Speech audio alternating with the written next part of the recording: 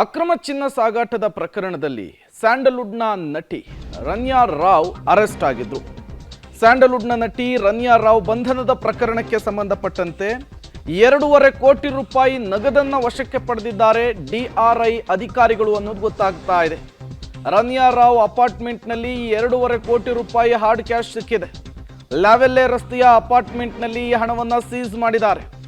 ಮಾಣಿಕ್ಯ ಚಿತ್ರನಟಿ ರನ್ಯಾ ರಾವ್ಗೆ 14 ದಿನ ನ್ಯಾಯಾಂಗ ಬಂಧನವನ್ನು ವಿಧಿಸಲಾಗಿದೆ. ವಿಶೇಷ ಆರ್ಥಿಕ ಅಪರಾಧಗಳ ಕೋರ್ಟ್ ನ್ಯಾಯಾಂಗ ಬಂಧನವನ್ನು ವಿಧಿಸಿ ಆದೇಶವನ್ನು ಹೊರಡಿಸಿರುವಂಥದ್ದು.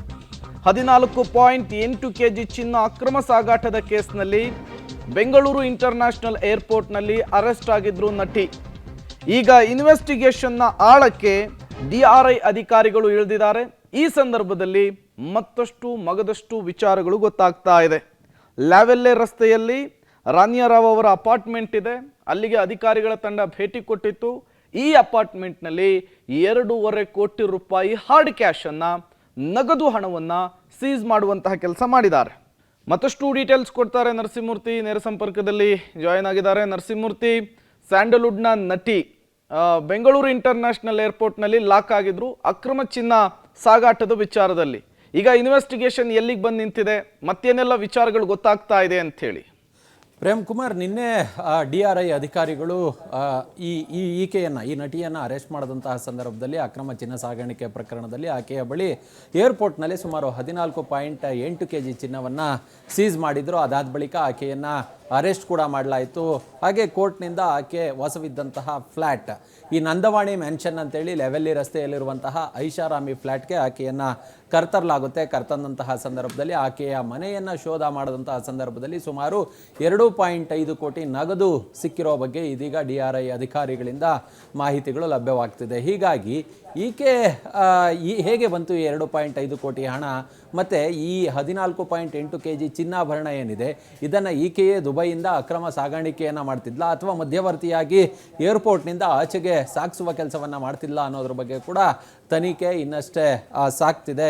ಇವತ್ತು ಆಕೆಯನ್ನು ಸಂಪೂರ್ಣ ವಿಚಾರಣೆಗೆ ಒಳಪಡಿಸಿದಂತಹ ಬಳಿಕ ಡಿಆರ್ಐ ಅಧಿಕಾರಿಗಳು ಆರ್ಥಿಕ ಅಪರಾಧಗಳ ನ್ಯಾಯಾಧೀಶರ ಮನೆ ಬಳಿ ಹಾಜರುಪಡಿಸ್ತಾರೆ. ಕಾರಣ ಅದಾಗಲೇ ಸಂಜೆ ಆಗೋಗಿರುತ್ತೆ. ಅದಾದ ಬಳಿಕ ಬೌರಿಂಗ್ ಆಸ್ಪತ್ರೆಯಲ್ಲಿ ಆಕೆಗೆ ಮೆಡಿಕಲ್ ಟೆಸ್ಟನ್ನು ಮುಗಿಸಿ ನ್ಯಾಯಾಧೀಶರ ಮುಂದೆ ಹಾಜರುಪಡಿಸಿದಂತಹ ಸಂದರ್ಭದಲ್ಲಿ ಇದೇ ತಿಂಗಳ 18ನೇ ತಾರೀಕಿನವರೆಗೂ ಅಂದರೆ 14 ದಿನಗಳ ಕಾಲ ಆಕೆಗೆ ನ್ಯಾಯಾಂಗ ಬಂಧನವನ್ನು ಮಾನ್ಯ ನ್ಯಾಯಾಧೀಶರು ವಿಧಿಸಿದ್ದಾರೆ.